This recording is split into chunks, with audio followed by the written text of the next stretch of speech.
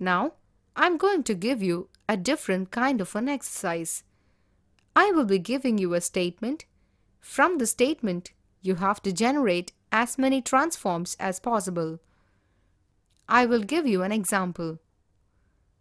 Ram is talking to me. First, let us begin by giving a tag question for this. Ram is talking to me, isn't he?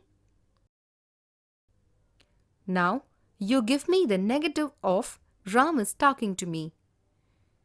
The negative will be Ram is not talking to me. What will be the tag for Ram is not talking to me? It should be Ram is not talking to me, is he? What can be a yes or no question for Ram is talking to me? It will be, is Ram talking to me? What can be the answer? Yes, Ram is talking to me. Or, no, Ram is not talking to me. Try a WH question. Who is talking to me? Ram is talking to me. So, you can take one sentence and see whether you are able to give the tag questions. Try to form the negative. Try to form the interrogative.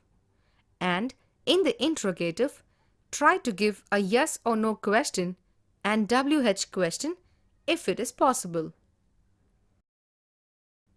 She has written a novel. The tag question for this is, hasn't she? She has written a novel, hasn't she? The negative of the sentence, she has written a novel is, she has not written a novel. The tag for she has not written a novel is, has she? She has not written a novel, has she? Positive tag question. Give a yes or no question for she has written a novel. Has she written a novel? What can be the reply? Yes, she has written a novel. Or, no, she has not written a novel. Can you make a WH question? What has she written? She has written a novel. Another example. Ram always behaves well. Negative of Ram always behaves well is Ram does not always behave well. Negative tag question. Ram always behaves well, doesn't he? Positive tag question. Ram does not always behave well, does he? Yes or no question.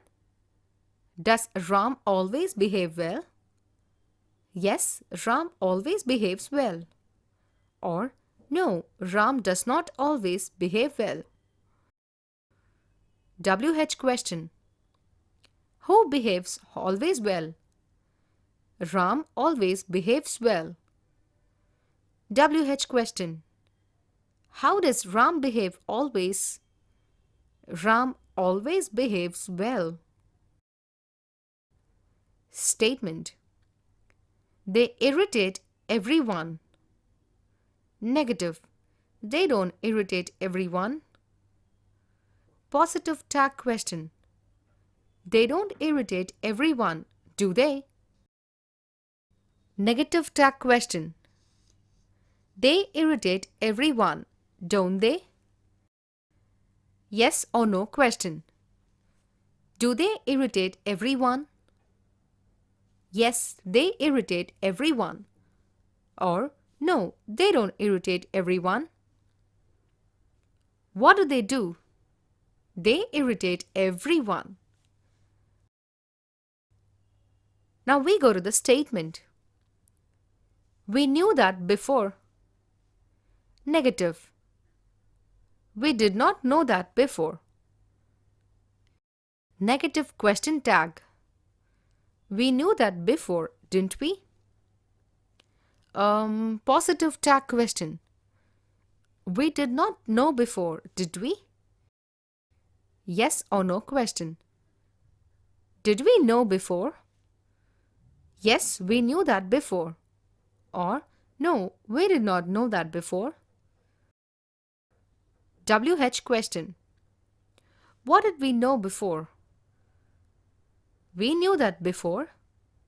This kind of a drill will help you to master the usage of 10 sequences. Now, from interrogative, we move to the imperative sentence. Imperative sentence gives commands, instructions, and advice. If you say, "You stop talking," that is a statement. If you say, "Stop talking," that is an imperative. Normally, the person who is addressed in the imperative is you. If it is an imperative sentence, it should not have a subject. Come here. If you say, "You come here," that is a statement. Will you come here? It is a question. Come here is an imperative sentence. That is the difference. Sit down. You please sit down. That is a statement. Will you please sit down? That is an interrogative. Sit down. That is an imperative. An imperative sentence will not have a subject. The fourth type of sentence is exclamatory. Sentences expressing very strong emotions. Alas, what a tragedy! You can say, "What a tragedy it is." You can also say, "What a tragedy." How tall the girl is. What a beautiful garden. How stupid of me. What a great gesture. How noble he is. These are called exclamatory sentences. So we have seen 4 types of sentences, starting with declarative sentence. The 2 parts of declarative sentence are positive and negative, interrogative, imperative, and exclamatory. Voice. English verbs show the characteristic of voice. There are 2 voices in English. One is active voice and the other one is passive voice. In the active voice sentence, the subject is active. In the passive voice sentence, the subject is passive. Fleming discovered penicillin. Penicillin was discovered by Fleming. Can you see the difference?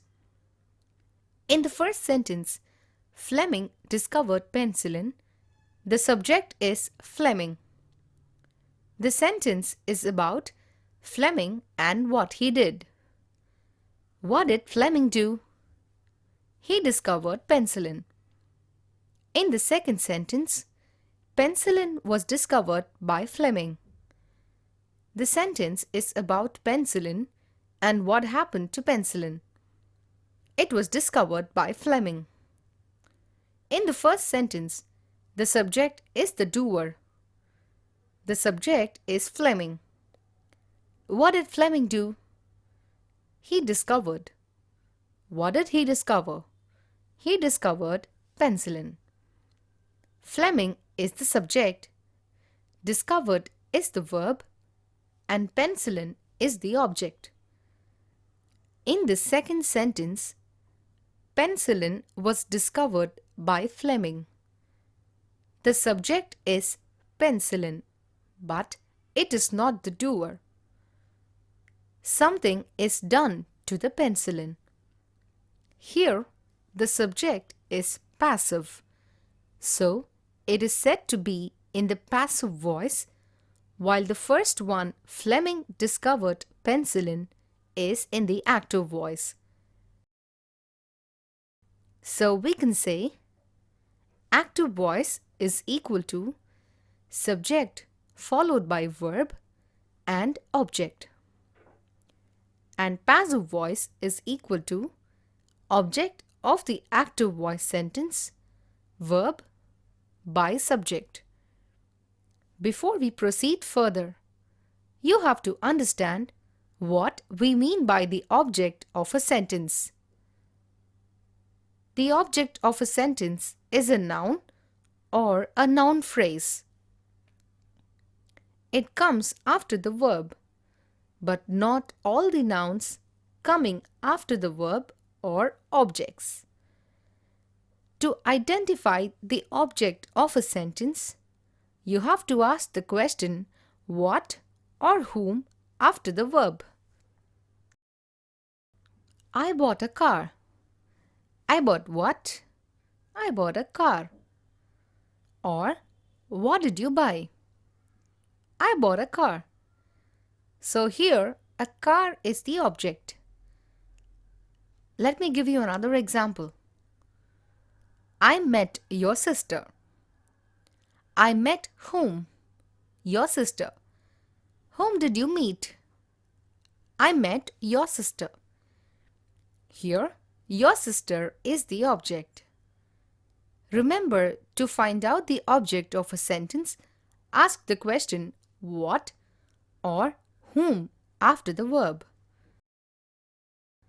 Here is one more example to understand this. I gave Preeti a gift. In this sentence, you have two objects. I gave what? A gift. I gave a gift to whom? Preeti. What did you give? I gave a gift. To whom did you give? I gave it to Preeti. So, you have two objects, one answering the question what and one answering the question whom. Normally, we say the object that answers what is called direct object, and the object that answers the question whom is called indirect object. Generally, of the two objects, the indirect object will come first and the direct object will come next. A gift was given to Preeti by me, or Preeti was given a gift by me. Not all the verbs will take object. Static verbs do not take objects. Only verbs that express action, what we call dynamic verbs, will take objects. Even here, not all the dynamic verbs take objects. Please remember that. There are certain verbs that take objects and there are certain verbs that do not take objects. Verbs that take an object are called transitive verbs. Verbs that do not take an object are called intransitive verbs. Here is an example to understand better. John came home. The verb is came. It is followed by a noun, home, but home is not an object. John came what? Home does not answer the question what or whom. Home tells you where did John go or where did John come. Home is an adverb. It is not an object. So, came here does not take an object. It is not a transitive verb. So, therefore, it is an intransitive verb. Here is another example for intransitive verb. She is a teacher. A teacher is a nominal phrase. It comes after the verb, but it is not an object because is not a dynamic verb. It is a static verb. I opened the door. A door is a nominal phrase. It comes after the verb open. so it is an object. If it is an object, you will be able to make it the subject of a passive voice. You can say, "The door was opened by me." So, opened is a transitive verb. Let me give you another example. The sun disappeared brightly. Now here, you don't have a nominal phrase after the verb. So, there is no question of any object in this sentence. Ram met your sister. We will find out the object by asking the question what or whom after the verb met. Ram met what? The object does not answer what, but it answers whom. Ram met whom? Your sister. So, your sister is the object and met is a transitive verb. Therefore, you can make it into passive voice. Your sister was met by Ram. A verb may be transitive, but in a particular sentence, it may not take an object. To understand this, two example sentences are given. 1. The bell rang. 2. He rang the bell. In the sentence, the bell rang, there is no object. In the second sentence, he rang the bell, rang is transitive verb. In the sentence, the bell rang, rang is intransitive. Similarly, I opened the door. The shop opened. In I opened the door, the verb opened is followed by an object, but in the sentence, the shop opened, there is no object. Only transitive verbs can be changed into passive voice. The change of an active voice sentence into passive voice or a passive voice sentence into active voice can test your command over the verb patterns. While changing an active voice sentence into passive voice sentence, the first thing that you have to do is to identify the object.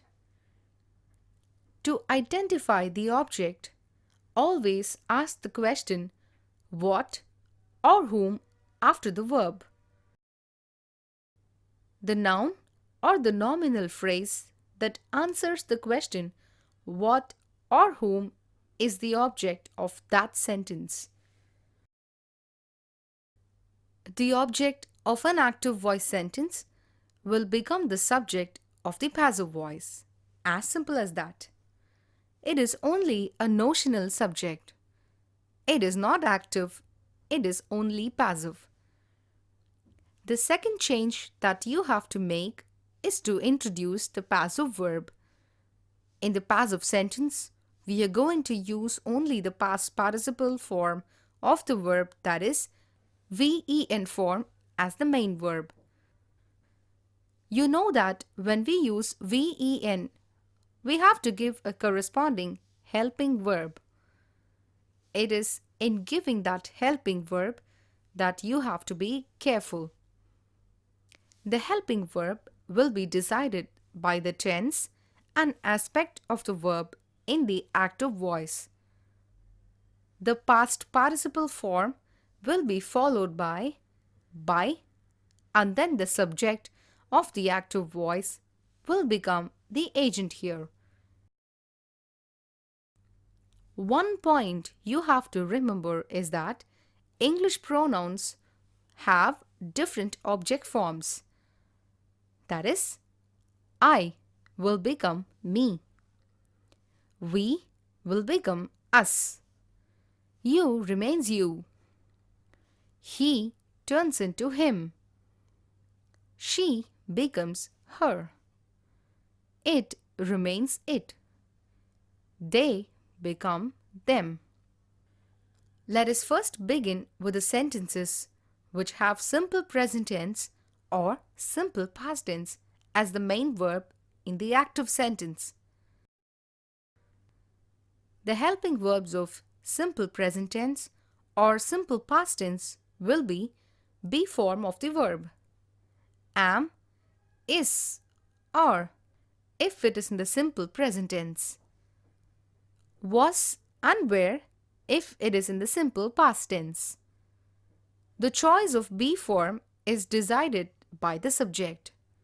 You have to take into consideration whether the subject is singular or plural. For example, take this sentence. They speak French fluently. How do you change it into passive voice? Stage 1. You have to identify the object. What do you have to do to find the object? You have to ask the question whom or what after the verb. They speak what? French. So, French is the object.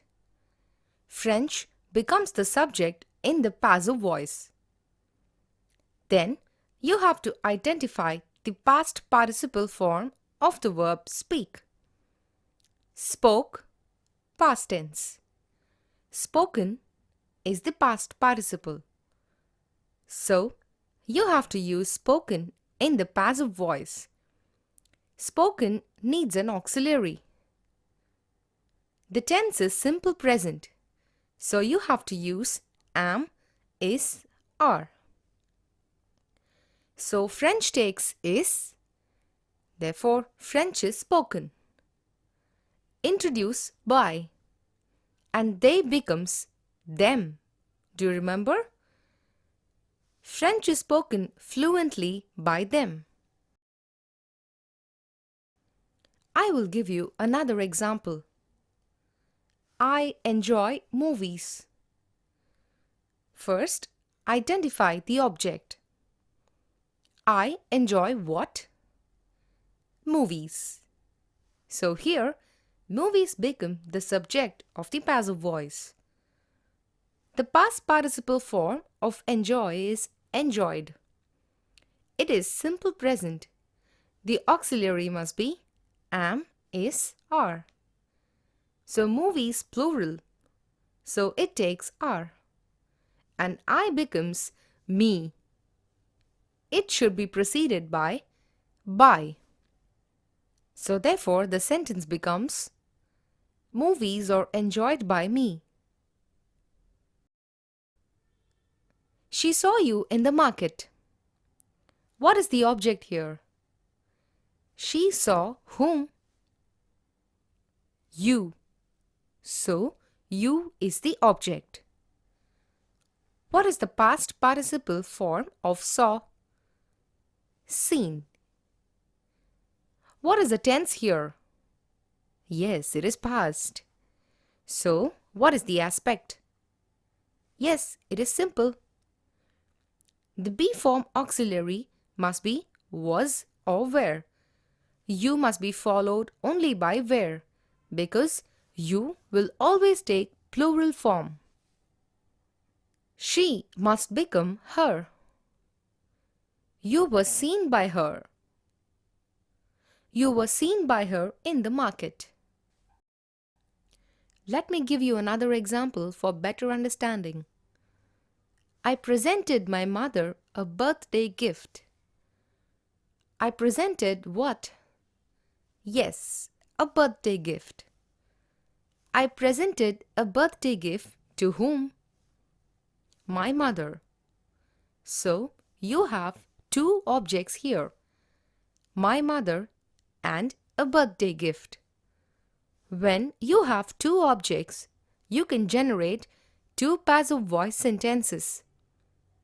Presented is the past participle form of present. What is the aspect here? Simple. And the tense is past. Which helping verb do you use for simple past? Was or were? First, we will take a birthday gift. It is singular. it should be followed by was. So, a birthday gift was presented by me to my mother. You can use my mother also as the subject. My mother is a singular and will take was as helping verb. My mother was presented a birthday gift by me. She always buys us tickets. Here you have two objects, one answering the question what and the other answering the question whom.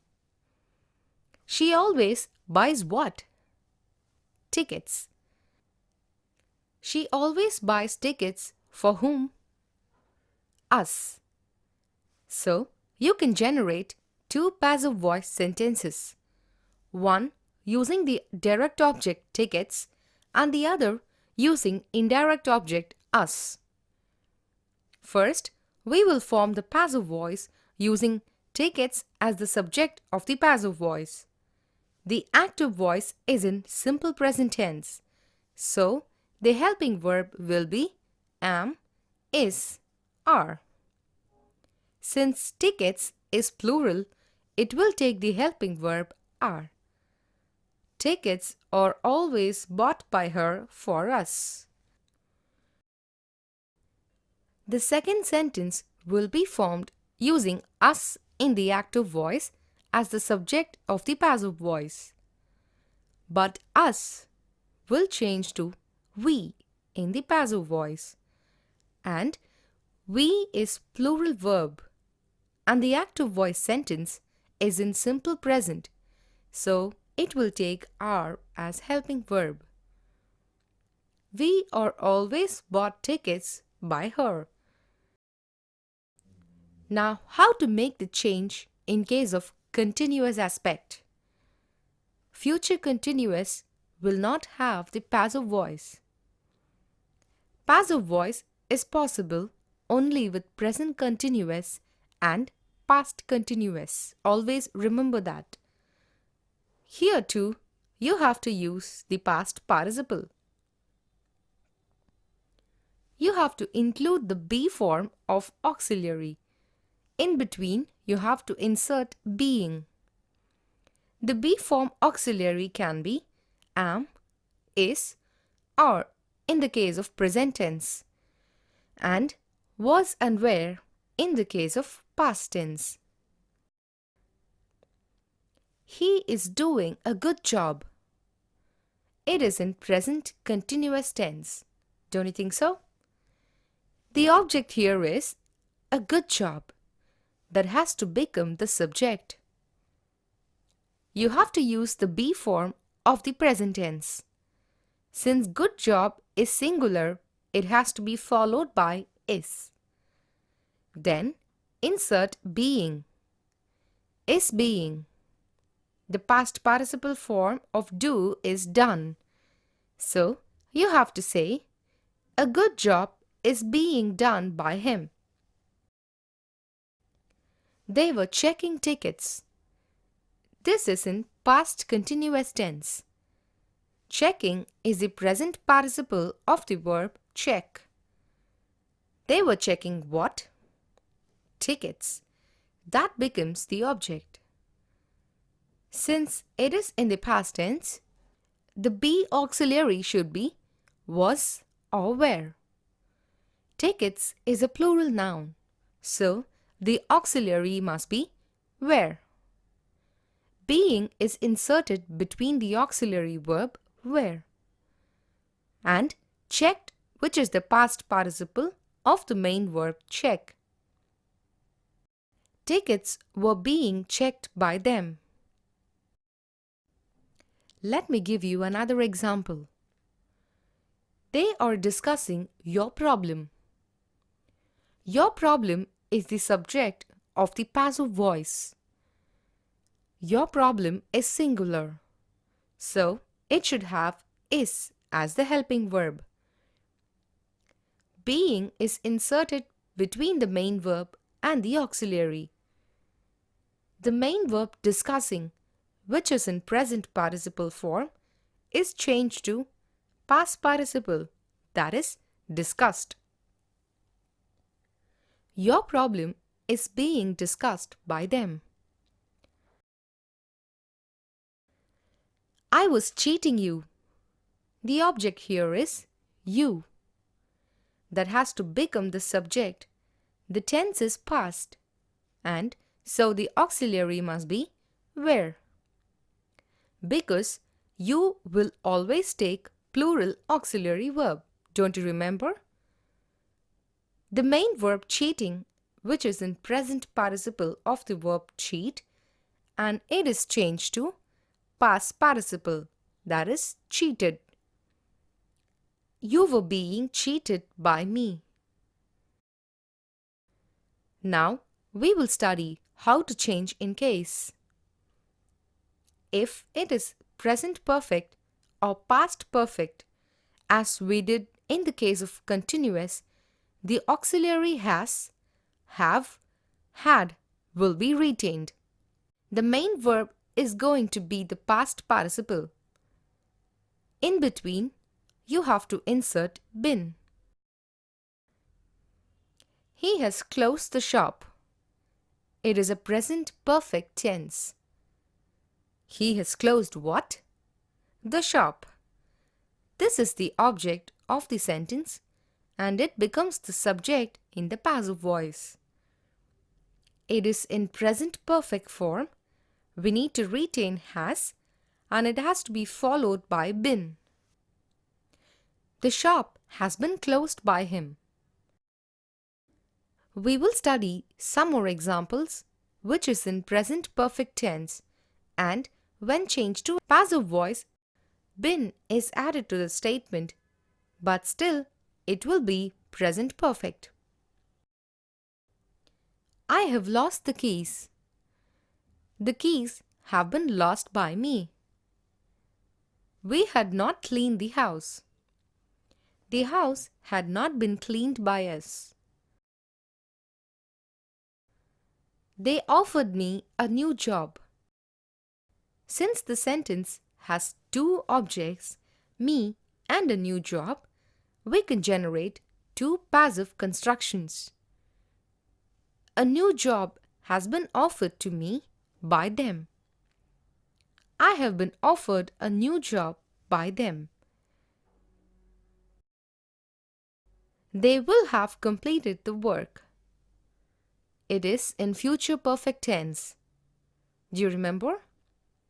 In case of future perfect tense, you need to insert been between the auxiliaries and the main verb. The work will have been completed by them. Another example which is in future perfect tense. They will have offered you the job. The job will have been offered to you by them. What to do in case of verbs with modals followed by the main verb? All that you have to do is insert be. We will understand with an example. He will attend the meeting. It is in simple future tense. We have to insert be between the modal auxiliary and the past participle form of the main verb. Attended is the past participle form of attend. The meeting will be attended by him. Another example for you. He will take care of them. Active voice is in simple future. We need to insert be in between the modal auxiliary and the past participle form of the main verb. Taken is the past participle form of take. So therefore, the statement is, they will be taken care of by him. He will inherit a lot of money. The active voice is in simple future. You need to insert be in between the modal auxiliary and VEN form of the main verb. Inherited is the VEN form of inherit. A lot of money will be inherited by him. So, what are the main points that you have to remember in transforming an active voice sentence into passive voice sentence? Identify the object by asking the question what or whom after the verb. Make that object the subject of the passive voice. Find out the past participle form of the main verb. In choosing the auxiliary or helping verb, take into consideration the tense and the aspect of the verb. You should not change the tense or aspect. That is very important. If it is simple present or simple past, the be form of the verb followed by the past participle. If it is continuous, be form plus being plus past participle form of the verb. If it is perfect, have form plus been plus the past participle form of the main verb. In the case of verbs with modals, all that you have to do is to insert be between the modal and the past participle of the main verb. Now, we will take few examples mixing all these tenses and aspects, and you try to find out whether you can answer them. I have already paid the electricians. I will tell you how it has to be done. I have already paid whom? The electricians. So, the electricians is the object. The past participle form of pay is paid. Here, the tense is present. The aspect is perfect. So, we retain have form. And the past participle form of pay is paid. We insert been in between auxiliary have and the main verb paid. The electricians have been already paid by me. They will ask us several questions. The answer will be several questions will be asked to us by them. We can also say we will be asked several questions by them. They denied us permission. Here you have two objects and you can construct two passive sentences. 1. Permission was denied to us by them. 2. We were denied permission by them. Another example for you. Ramu feeds the cow every day. The cow is fed by Ramu every day. Police stopped me on my way. I was stopped on my way by the police.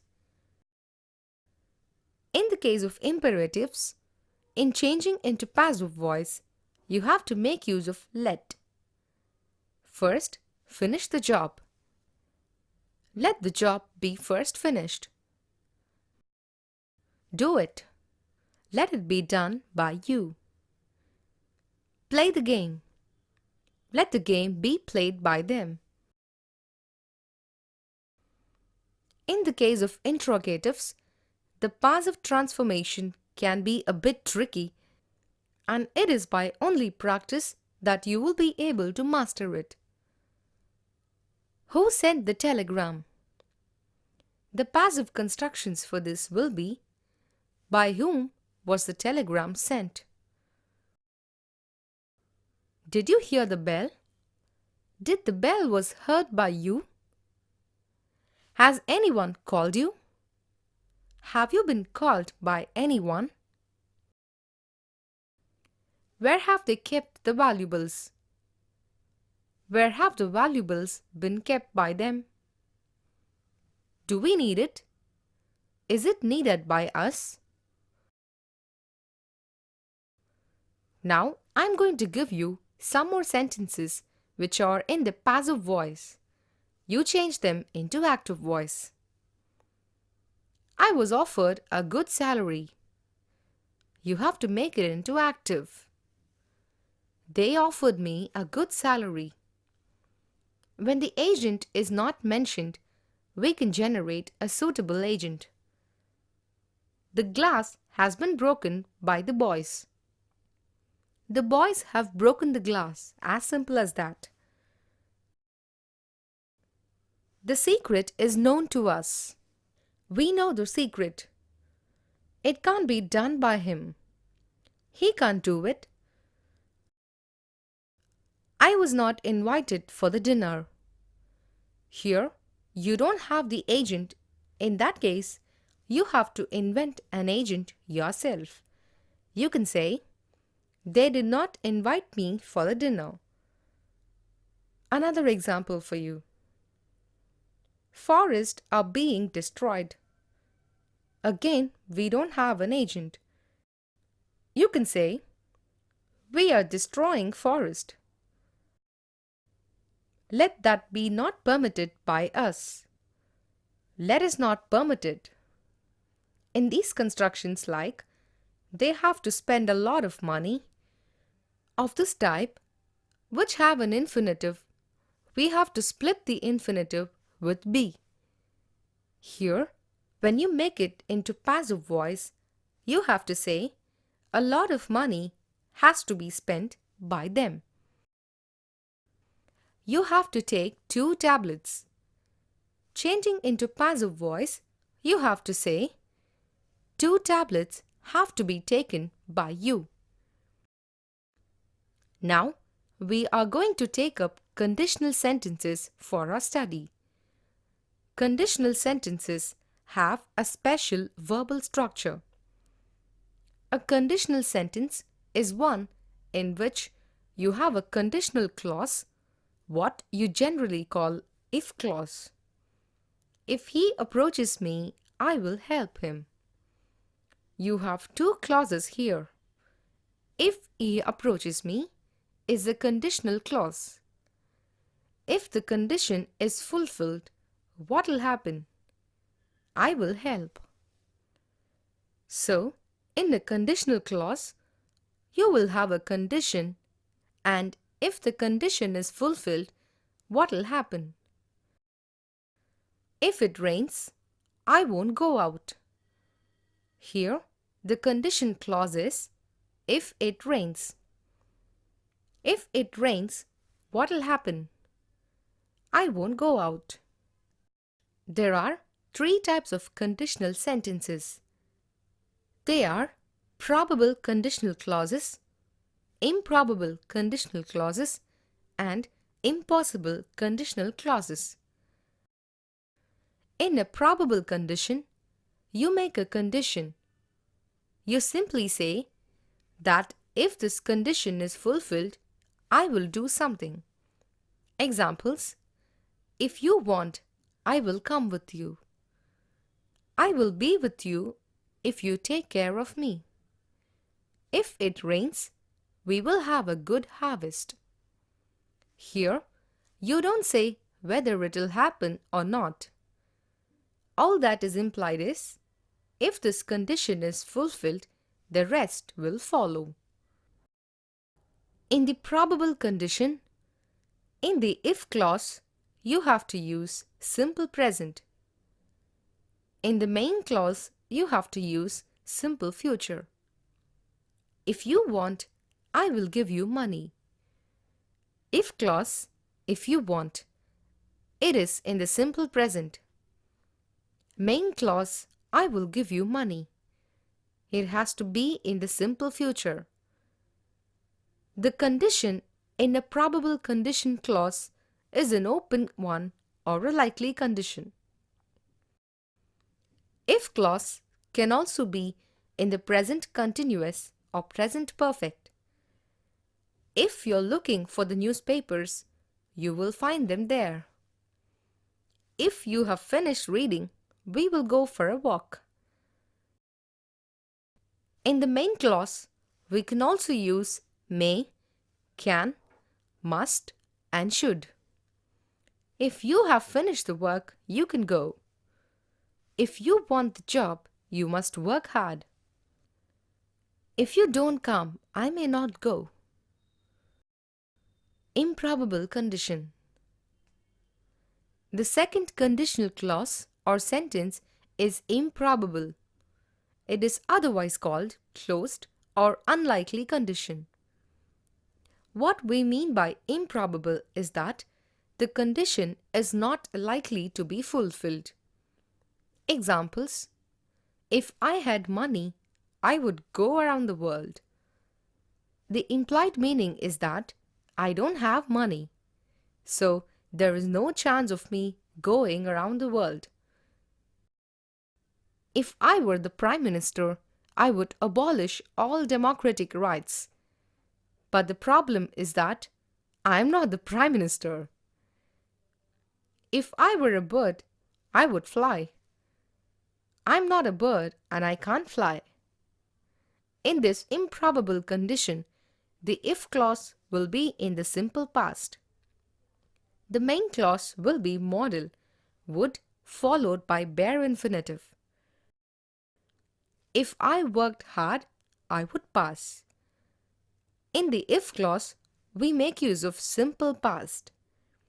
In the main clause, you have would followed by bare infinitive. The implication here is that I am not capable of hard working, so I am not going to pass. Let me give you another example. If I spoke Latin, would you understand? This is an improbable condition as the if clause is in the simple past. And the main clause as modal would followed by bare infinitive.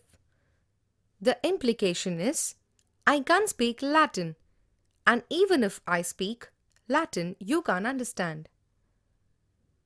Both probable and improbable conditions refer to the future. But there is third one, what we call impossible condition clause. This condition clause does not refer to the future, but it refers to the past. This is also called unfulfilled conditional clause. If you had come earlier, you could have met the principal. Unfortunately, you did not come, so you didn't meet the principal. If she had not committed silly mistakes, she would have won the prize. But she committed silly mistakes and she did not win the prize. So it refers to a past action. The condition was not carried out. Past condition was not carried out and so there was a failure. In the impossible condition, if clause should be in the past perfect. The main clause will have would followed by have and past participle. If he had come, I would have taken you out. Now I will give you sentences with all the three conditions. If you apologize, you will escape. So here it is a probable condition. If you apologized, you would escape. Here it is an improbable condition. Here the speaker does not think that the person would apologize, so the chances of his escaping are less. If you had apologized, you would have escaped. This is impossible condition. Unfortunately, he had not apologized, and so he had not escaped. Another three combinations. If he seeks help, I will help him. This is probable condition. You simply state a condition, and if the condition is fulfilled, you will help him. If he sought help, I would help him. This is an improbable condition. Here, the speaker suggests that the other person would not seek his help, so the chances of him helping are less. If he had sought help, I would have helped him. impossible condition. Here, the implication is that he did not seek help, so he was not helped. Look at this sentence now. If it had rained, I would have taken an umbrella. What type of conditional clause it is? Yes, it is an impossible condition. Why?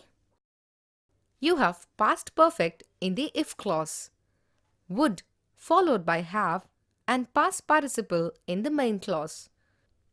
Can you make it into probable and improbable condition? You can do it. If it rains, I will take an umbrella. That is probable condition. If it rained, I would take an umbrella. That is improbable condition. Now look at this sentence. If you want to meet the chairman, you must get prior permission. What type of conditional sentence it is? Yes, it is the probable condition, because you have simple present in the if clause and the futuristic in the main clause. How do you make it into improbable? If you wanted to meet the chairman, you should get prior permission. What about the impossible? If you had wanted to meet the chairman, you must have got prior permission. Look at another example. If the driver had been careful, he could have avoided the accident. What type of condition it is? Impossible condition. How to make it into probable and improbable? If the driver is careful, he can avoid the accident. That is a probable condition. If the driver was careful, he would avoid the accident. That is an improbable condition. Now we go to the direct and indirect speech.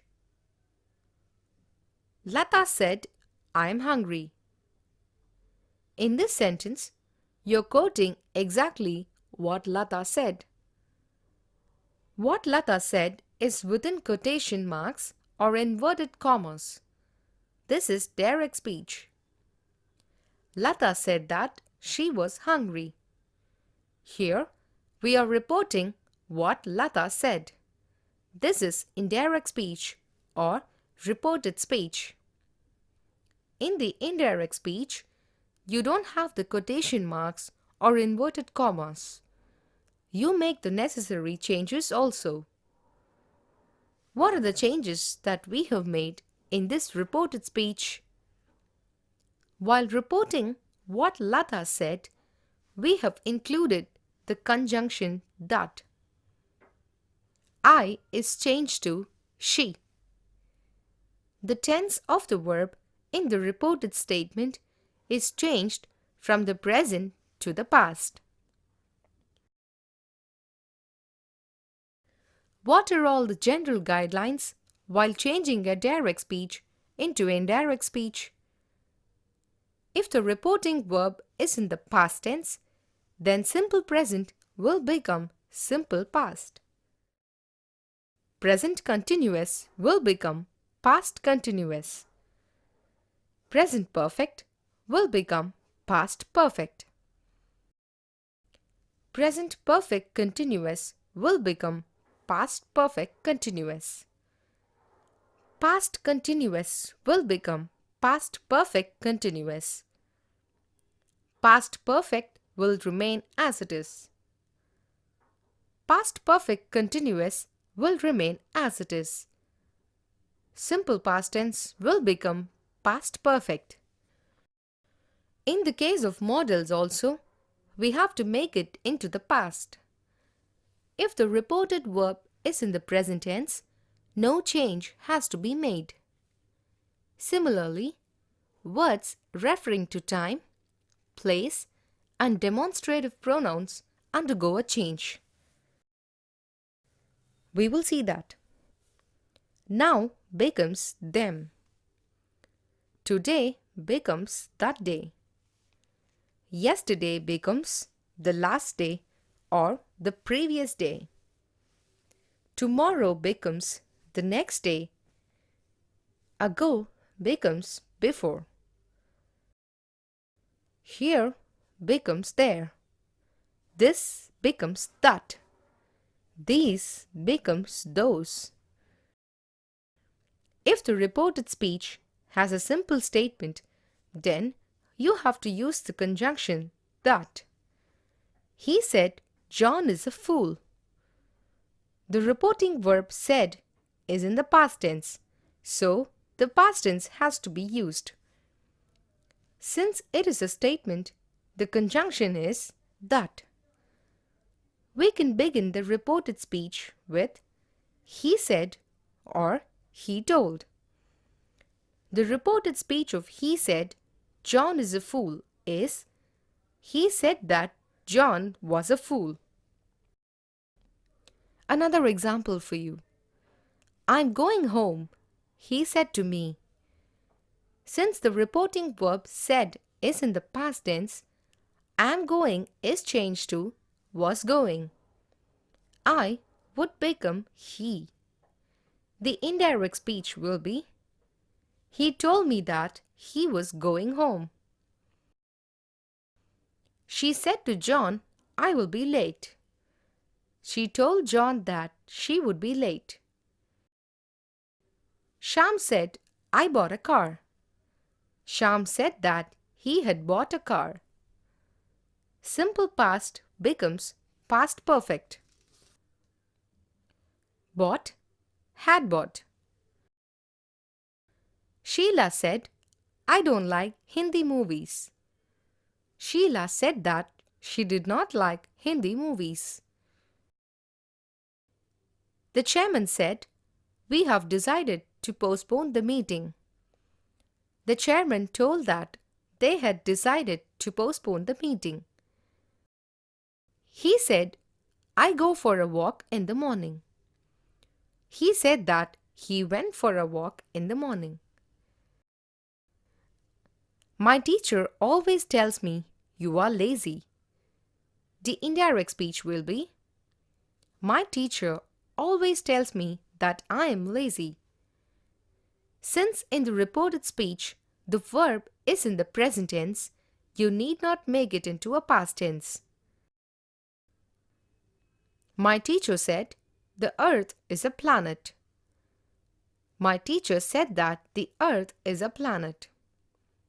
We don't say the earth was a planet because it is a universal truth. I said that when you use simple past, it has to be converted into past perfect, but quite often in conversation that is not being followed. Now we take up interrogatives.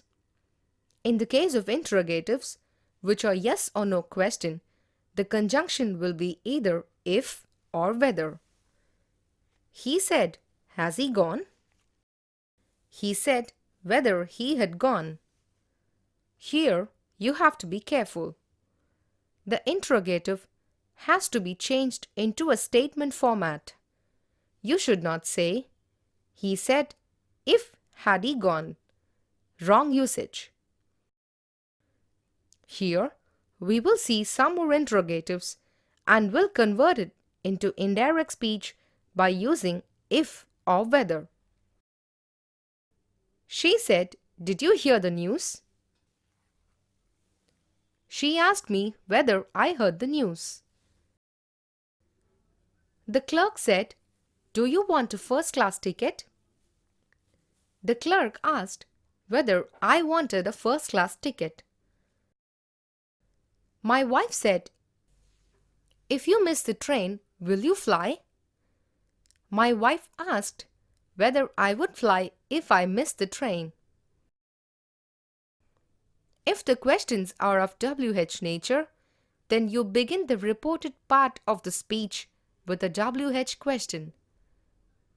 We don't use if or whether or that. There will be no conjunction. Begin the reported part with WH. He said, where are you going? He asked where I was going. He asked me, "Why are you late?" He asked me why I was late. He asked Ram, "Where were you last evening?" He asked Ram where he was last evening. If it is an imperative, you have to begin with an infinitive verb. My teacher said, "Don't do it." My teacher asked me not to do it. My father said, "Come here." My father asked me to come there. The boy said, "Please punish these boys." The boy asked to punish those boys. Or, the boy appealed to punish those boys. Or, the boy pleaded to punish those boys. Change these sentences from direct to indirect. The teacher said, "Can you come tomorrow to my house?" The sentence is an interrogative. It is a yes or no question. So the conjunction must be if or whether. Don't you agree with me? Since it is an interrogative, replace said with asked. My teacher asked whether I could come the next day to her house. Tomorrow becomes the next day in indirect speech. Ram told Krishna, "I saw you in the theatre yesterday."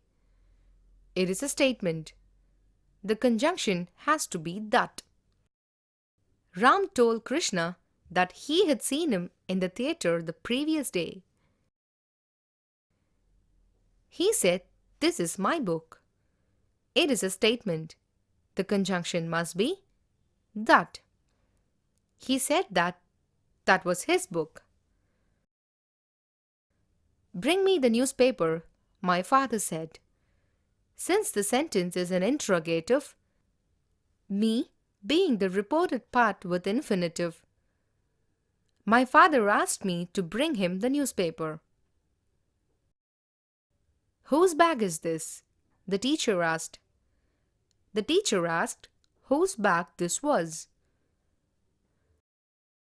"Who are the speakers?" the man asked. The man asked who the speakers were. The man wanted to know who the speakers were.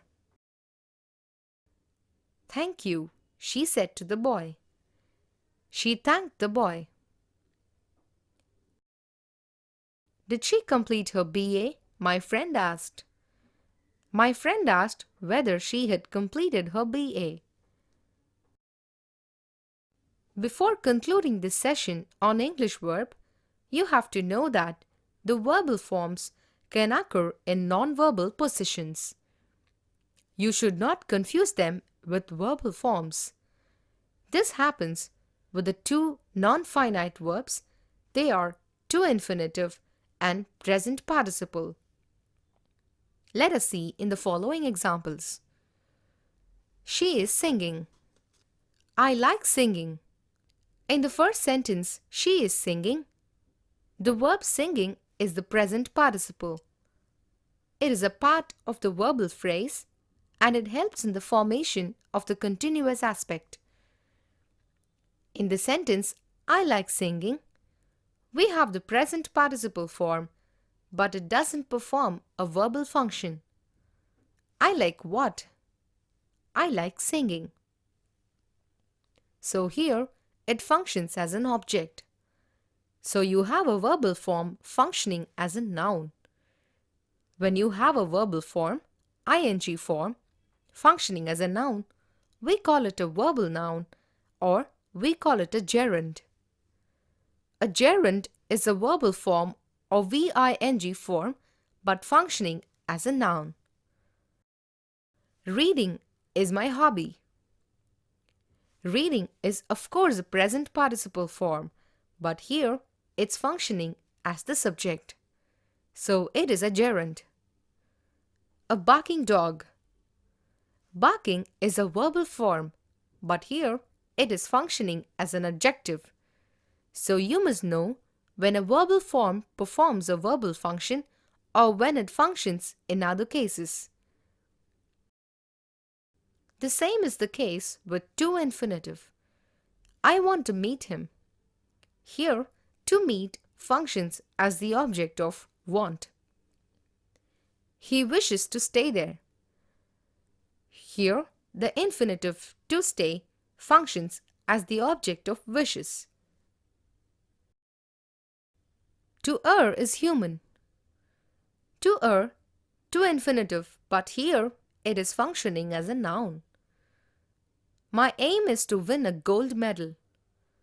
Here, to win functions as the complement of the sentence. The problem is difficult to understand. To understand is to infinitive, but it expands the adjective difficult. This is the right place to stay. To stay is an infinitive, but here it functions as a modifier of a noun. So these two verbal forms, VING form and to infinitive, can perform non-verbal functions. When they perform non-verbal function, though they may be verbal in form, they are not verbal structures.